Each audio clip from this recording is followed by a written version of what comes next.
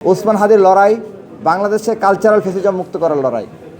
ওসমান হাদির লড়াই বাংলাদেশকে চলমান জুলাইয়ের অসম্পূর্ণ বিপ্লবকে পরিপূর্ণ বিপ্লবে পরিণত করার লড়াই। আমাদের শহীদ শরীফ ওসমান হাদি ভাই আমাদের কাছে একটা আবদারি রেখে গিয়েছিলেন, সেটা হচ্ছে তাকে যদি কেউ হত্যা করে, যদি গুলি করে, তাকে যদি নিহত করা হয়, শহীদ করা হয়, অন্ততপক্ষে তার বিচারটুকু যাতে নিশ্চিত করা হয়।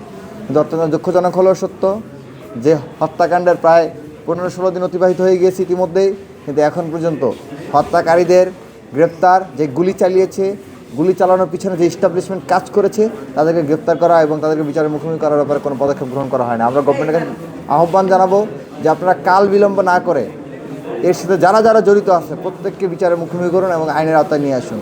আর সর্বশেষ দেশবাসীর কাছে বলতে চাই, শহীদ ওসমান হাদি শুধুমাত্র ব্যক্তি নন, একটি ব্যক্তি নন, তিনি একটি জাতীয় আদর্শে পরিণত হয়েছেন।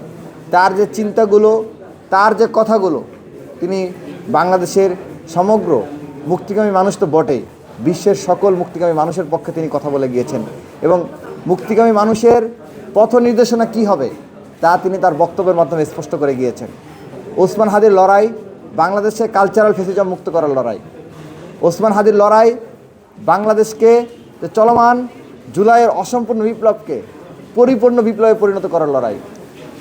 ওসমান হাদির লড়াই বাংলাদেশকে সকল ধরনের আধিপত্যের হাত থেকে রক্ষা করার লড়াই, সেটি হতে পারে ভারতীয় আধিপত্যবাদ বা অন্য কোনো ভিনদেশী আধিপত্যবাদ। সেই লড়াই, সেই ইনসাফের লড়াই, বাংলাদেশে ইনসাফ প্রতিষ্ঠার লড়াই। এই লড়াইটা রাতারাতি অর্জন করা সম্ভব নয়, এটি একটি দীর্ঘ লড়াই। এই লড়াইটা আমাদেরকে চালিয়ে নিয়ে যেতে হবে এবং ওসমান হাদির মতো আমাদেরকে যদি শহীদ হতে হয়, সেই শাহাদাতের প্রস্তুতি নিয়ে আমাদের সবাইকে কাজ করতে হবে। দেশবাসীর প্রতি সেই আহ্বান জানিয়ে শহীদ ওসমান হাদির চিন্তা, চেতনা এবং কর্মপন্থাগুলোকে জারি রাখার আহ্বান জানিয়ে আমার সংক্ষিপ্ত বক্তব্য এখানে শেষ করছি। সবাইকে ধন্যবাদ।